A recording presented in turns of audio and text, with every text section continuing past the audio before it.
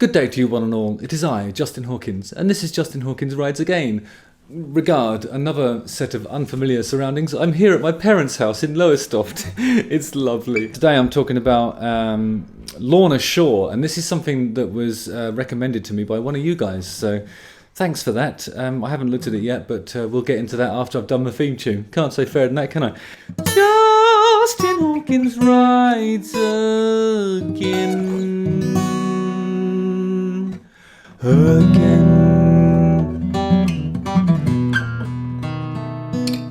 This is my dad's guitar. Again. Right, so here we go. Lorna Shore. The song is called To the Hellfire, and it was released last year in 2021. Here's a couple of comments on Lorna Shore's video. I play this to my newborn son before he goes to bed. It works every time. And then the Skyly said, my neighbours enjoyed this so much they invited the cops to my place to listen to. Okay. Lorna Shore is an American deathcore band formed in New Jersey in 2009. Deathcore is an extreme metal subgenre that combines death metal with metalcore. So hence deathcore. Brilliant. The genre consists of death metal guitar riffs, which are among my favourite. Blast beats, that's when the drummer goes, and metalcore breakdowns. I'm not quite sure what they are. That might be the bit when, for example, if I was doing metalcore, I'd probably do a rap at that point.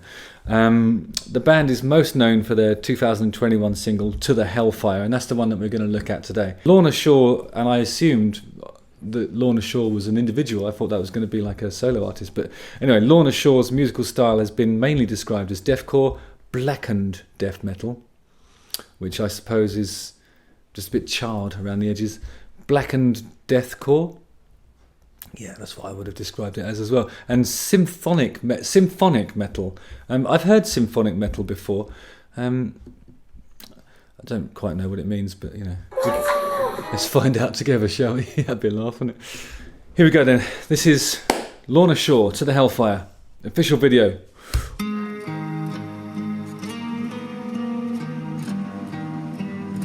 Hey, that sounds like my theme tune.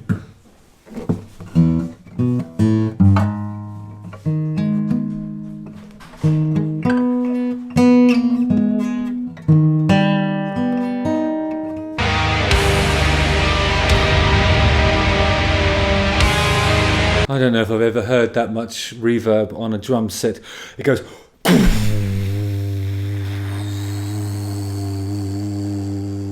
You could walk down the road, pick up the newspaper, come back, read the funnies, and perhaps even have just a cursory glance through the headlines. Put your feet up, and it'd still be going. That's just insane.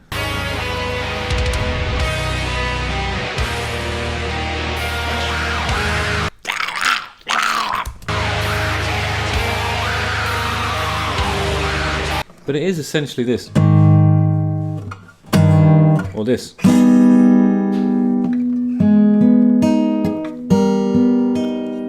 It's Stairway to the Hellfire.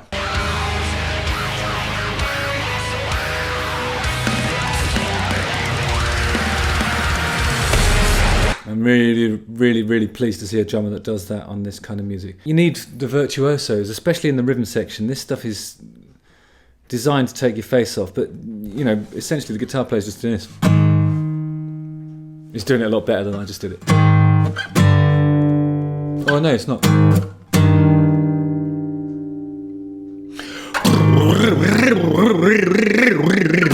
Which is, that's it, that's the vibe.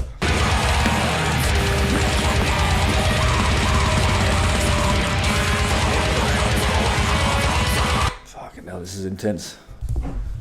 I like it.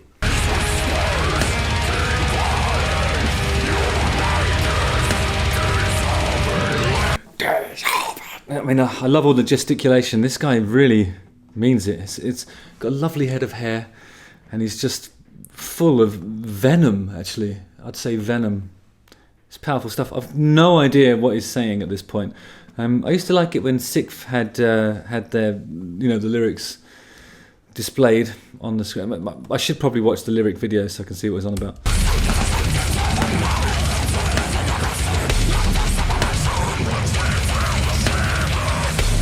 The drum is astonishing, it's brilliant. I like the bit that goes, you know, it goes into triplets every now and then. It's like it's a fa da da da da da, gom gom gom gom gom gom fa da da da da da. But it's more like fa da da da da da, fa da da da da da. It's good stuff.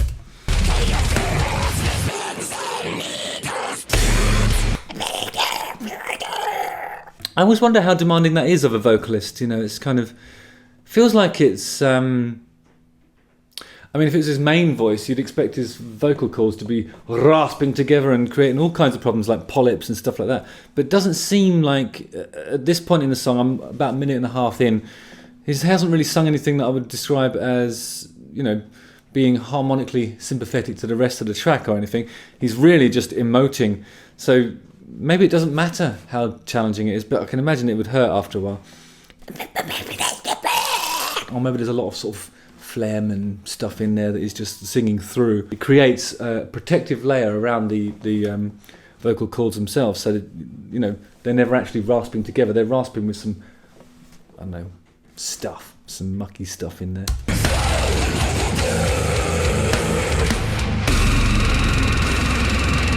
God, and then it goes.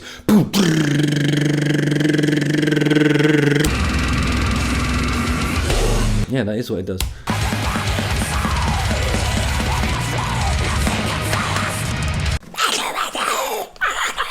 I think you can sort of get the idea of more or less what he's putting across with because he's emoting stuff and then gesticulating at the same time. It's a great performance actually, because it's kind of giving it all this, oh, you know, my brain is in turmoil. No, I've had enough of this stuff. You know, it's almost like those guys on that sort of direct the airplanes on the tarmac with the sticks. You know, but no, don't park it there. No, you must be mental. That sort of thing.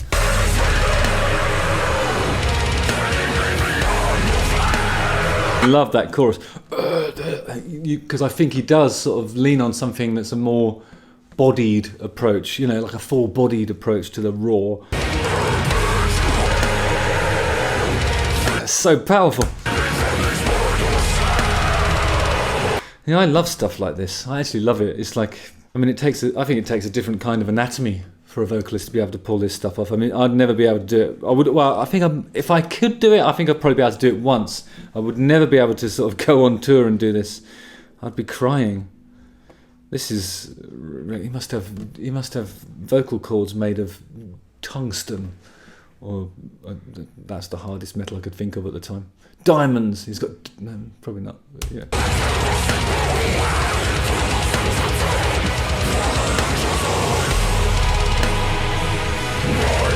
So I can hear that sort of symphonic stuff coming through now.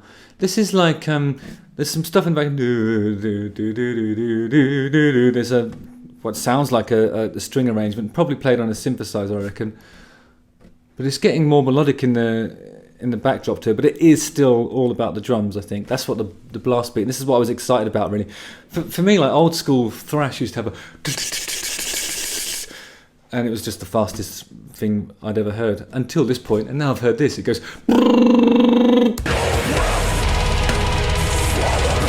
but it is, so the kick drum pattern is the thing that's going fast. I mean, the old school thrash used to be, it used to be on the snare and the kick. Oh, there it is. There's the blast beat. Great.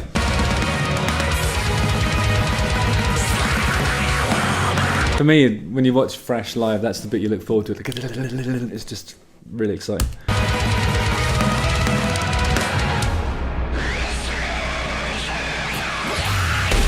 I can hear a lot of saturation in his vocal treatment. I actually once had to do a bit of old school thrash metal for a HSBC commercial. But I think when I did it, it was like, and then I sneaked a little cat meow sound in there. They asked me to delete it later, but you know, it was a great idea though, right, guys?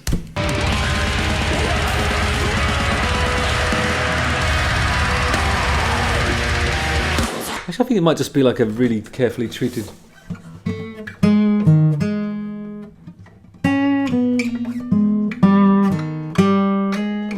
Something like that.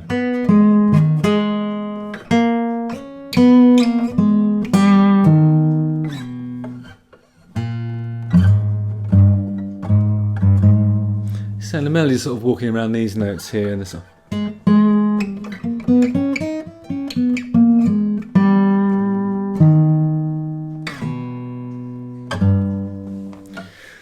It's beautiful.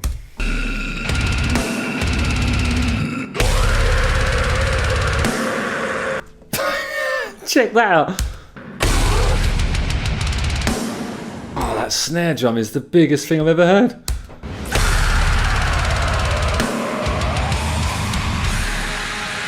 Soundman's dream would be cranking that. It'd be cranking the reverb in a live situation.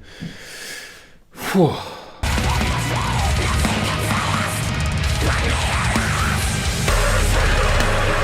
God, it gets really terrifying when that chorus comes in. There seems to be like 4 or 5 vocals that are all doing a different way to emote something super evil sounding. It's like this guy, that guy down there, and then, the one that sounds like he's belching, basically. That guy. Wow.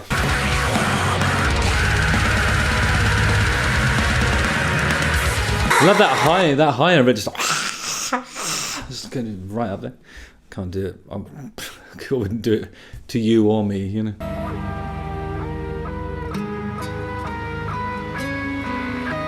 Oh God, here comes a solo. Wait for it, guys. Hold on to your asses. Wait, is that an 8-string guitar? How many strings it got? 1, 2, 3, 4, 5, 6. Oh, no, it might just be 6. 1, 2, 3, 4, 5, 6. I don't know. There's a lot of strings on it.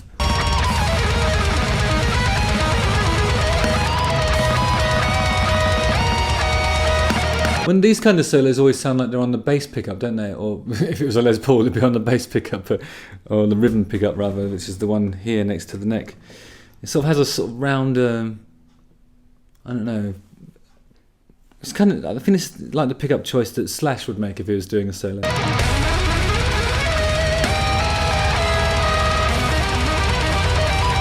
Then you get more of the body of the note and less attack, I think, so you don't sort of hear what the plectrum's up to. You just, I don't know. I think it can muddy the waters in certain circumstances, but for a solo like this, it's the ideal choice, really.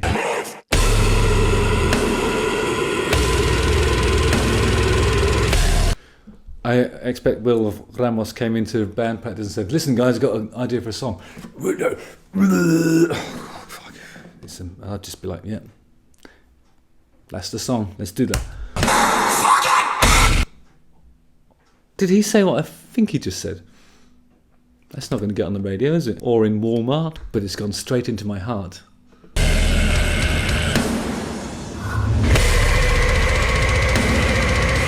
If I was a record executive down at Big Metal Machine Records or something like that, I don't know, but I'm not sure what I'm going to call the imprint yet. And Lorna Shore management comes in with the band and they all sit down, they're all timid, and then they play that. At the end of it, I'd be like this. Stars, hit. You're going to the top. That, I just think it's brilliant. This is like, it has loads. Because I wasn't really aware of what metal. What was this called again? Deathcore, did we say? I don't think I was fully aware of what deathcore means, really. But it sounds like it's a combination of all the bits that I love in thrash and metal. When they do the stuff that's like the dropouts, it's so perfectly executed, and that snare drum is the loudest and most powerful thing I've ever heard. It's just brilliant. So if you're into this kind of metal stuff, I don't know why I haven't heard of Lorna Shore before, but if you're not familiar with it, do yourselves a favour, guys, and listen to it. It's awesome. Well done, Lorna Shore. I love that. Fantastic. Now I know what I'm going to listen to on my jog tomorrow morning. Lovely stuff. Appreciate that one. Nice. And whoever it was that recommended it, good call. Justin Hawkins rides again. don't forget to like, subscribe, hit the bell for notifications, and watch one of these 2 videos. Wow.